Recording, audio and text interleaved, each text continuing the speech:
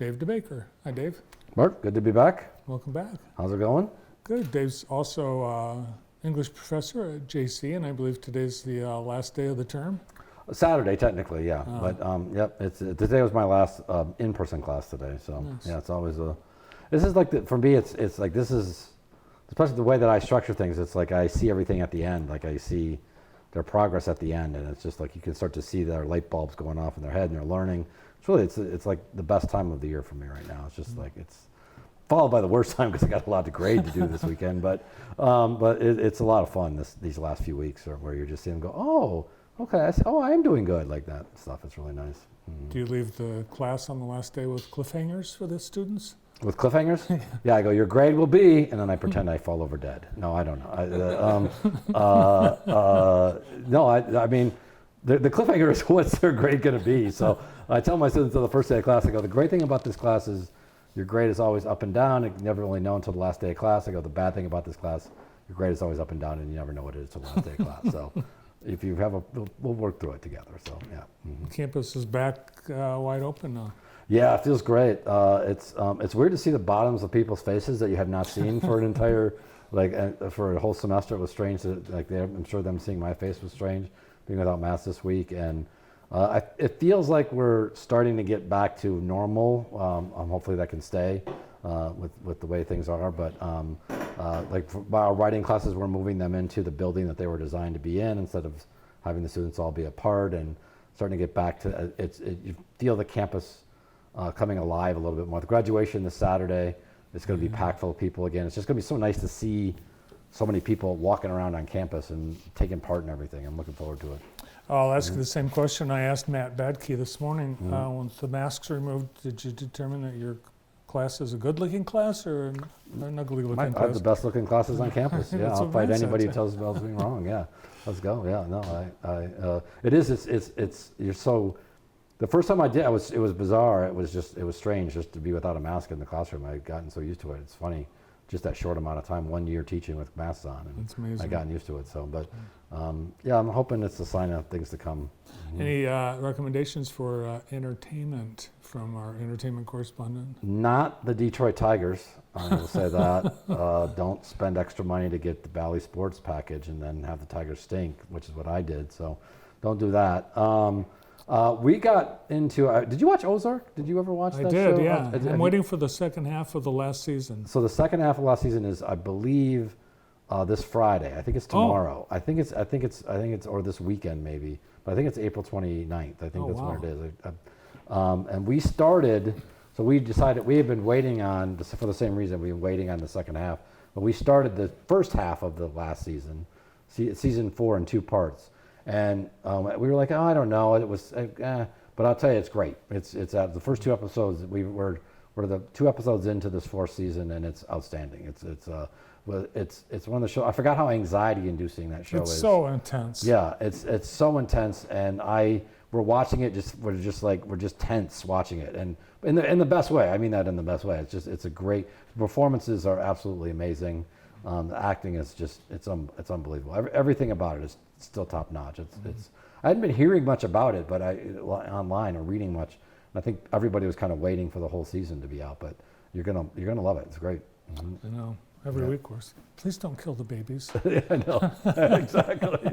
We were just saying that. Like, oh yeah, don't kill the baby, because that show they could do it. They could do that in that show. That's that way that show works. You don't know what's gonna happen. Yeah. Yeah, especially the way the 3rd season ended. It just lets you know that anything can happen at any moment. So yeah, I think it's right up there with Breaking Bad. I mean, there's just some classics that have become they're going to last forever too. I think it is, and it's because everything from acting to writing to directing, everything is done exactly how it should be done, and it has that same Breaking Bad feel of good people doing bad things, but then you start to wonder, are these actually good people or are they just bad people? And but this one throws in the loop of the kids, so that they have the 2 kids, and this one, the parents might be evil, but are the kids evil? And that's what this season, early on this season, sort of exploring that aspect of it there. And then with Ruth, breaking apart from everybody and going off on her own, sort of, it's a great season. It's highly recommend it. If you were watching it and being like, I don't know, I'm not sure if I can get back into it, you will get back into it right away. Yeah. Stick with it. Yep.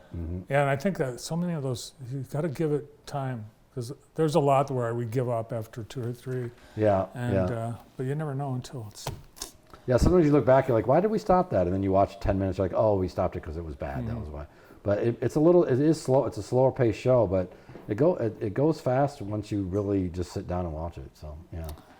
Over the last 2 weeks, we've been watching Line of Duty, a British police series. Procedural type of thing? Like Yeah, that, it's about the anti-corruption unit in the police department in London. So they investigate bent coppers. Oh, is that what the term they use? Okay. What do they like? Do they drink too much tea? Is that what they do over there? Is that their corruption, or is it really bad? Like, It's amazing. I mean, they don't have guns. For right. the Oh, most that's right. part, Yeah. you know. Yeah. Forget about that. That's right. Yeah. If they have to take a gun out, they have to go. There's a unit for that, and they have to go through a process. And That would be fascinating. Yeah. What's it called? What was the name of the show again? Line of Duty. Line of Duty. Okay. There's 5 or 6 seasons of it. That's what they do there. That's what the British do. 6 episodes and go out for some more tea. I can't think of any other jokes besides tea right now. I don't know why. Like crumpets. They go for tea and crumpets. Isn't that it? Go say hi to the Queen. I don't know what do they do over there.